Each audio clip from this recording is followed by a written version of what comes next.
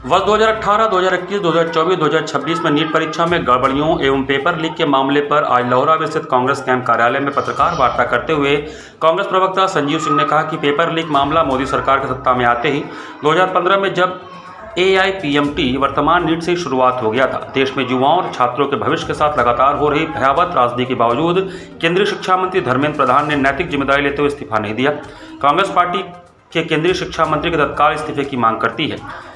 क्योंकि रीनीट परीक्षा में कई जगह अनियमितता भ्रष्टाचार प्रकाश में आया है। पत्रकार वार्ता के शुरुआत में लखनऊ कोचिंग में हुए अग्निकांड में मृतक छात्र छात्राओं के प्रति 2 मिनट का मौन धारण कर शोक व्यक्त करते हुए भावभीनी श्रद्धांजलि अर्पित की गई। विगत 3 मई 2026 को आयोजित नीट परीक्षा, जिसमें कुल लगभग 23 लाख परीक्षार्थी शामिल हुए थे, उसमें बड़े पैमाने पर प्रश्न लीक हुए, जिसकी खबर सोशल मीडिया के माध्यम से पूरे देश में सार्वजनिक हुआ।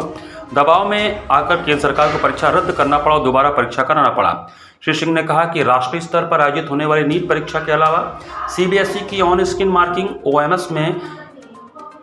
गड़बड़ियों के अलावा उत्तर प्रदेश में लेखपाल भर्ती, दरोगा भर्ती, सिपाही भर्ती, RO, ARO भर्ती, SSC, GD भर्ती, सहायक प्रोफेसर भर्ती हो, ऐसी दर्जनों प्रतियोगी परीक्षाओं के पेपर लीक के माध्यम से भाजपा सरकार के भ्रष्टाचार की भेंट चढ़ गई। हाल ही में हुई नीट की परीक्षा में पेपर लीक के बाद कांग्रेस पार्टी द्वारा आवाज उठाने एवं सड़कों पर संघर्ष करने के चलते सरकार को पुनः परीक्षा कराने पर मजबूर होना पड़ा। नीट पेपर लीक में पैदा हुए मानसिक तनाव के कारण देश के विभिन्न राज्यों में 1 दर्जन से ज़्यादा छात्र छात्राएं अपनी जान गंवा चुके हैं। कांग्रेस पार्टी इसे आत्महत्या नहीं बल्कि सरकार उत्प्रेरित हत्या मानती है। राजस्थान में प्रदीप मेघवाल, दिल्ली में अंशिका पांडे, उत्तर प्रदेश में ऋतिक मिश्रा, शिवानी यादव, गोवा में सिद्धार्थ हेगड़े, कर्नाटक में भाग्यश्री, मध्य प्रदेश में आकांक्षा चतुर्वेदी, राजस्थान में उमेश माली, रेणु मीणा, उत्तराखंड में रिया कुमारी थापा, तमिलनाडु में अनु कीर्तना, गुजरात में काहान पटेल ने मानसिक तनाव के चलते अपनी जान दे दी। श्री सिंह ने कहा कि दुर्भाग्यपूर्ण है कि परीक्षा के प्रश्न पत्र छपने के बाद बिचौलियों के जरिए परीक्षा से पहले बड़ी संख्या में प्रश्न पत्र बेचे जाते हैं। जांच में कुछ छात्रों ने बताया कि उन्होंने लीक पेपर के लिए 25 से 40 हज़ार रुपये तक चुकाए हैं। पिछले 12 वर्षों में 23 राष्ट्रीय परीक्षाओं के पेपर लीक हुए, अर्थात हर वर्ष 2 पेपर लीक हुए। अब तक देश भर में 89 से ज़्यादा परीक्षाओं के पेपर लीक हो चुके हैं, लेकिन दोषियों को सजा मिलने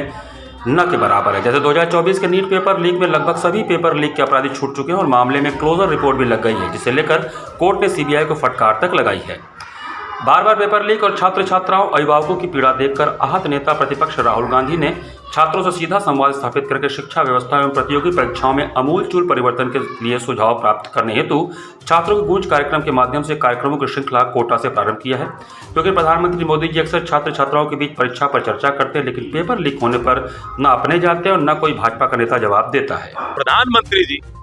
जब कोई परीक्षा होती है तो परीक्षा पे चर्चा करने तो आ जाते हैं, लेकिन जब परीक्षा का पेपर लीक होता है तो प्रधानमंत्री समेत, शिक्षा मंत्री समेत पूरी सरकार मूक बधिर बन जाती है। लेकिन आज उनकी आवाज, उन पीड़ित छात्रों छात्राओं की आवाज, उनके अभिभावकों की आवाज देश के नेता प्रतिपक्ष माननीय राहुल गांधी जी बने हैं, जिसको लेकर के वो छात्रों की गूंज एक कार्यक्रम जो पिछले दिनों राजस्थान के कोटा से शुरू किया, इसलिए कि लगभग 1 दर्जन से ज्यादा छात्र पूरे हिंदुस्तान में सुसाइड कर लिया है। और सुसाइड नहीं किया, बल्कि हम ये कहते हैं कि सरकार द्वारा उत्प्रेरित हत्या है, उसके खिलाफ राहुल गांधी जी लगातार छात्रों की आवाज बन करके निकले हैं। आने वाले दिनों में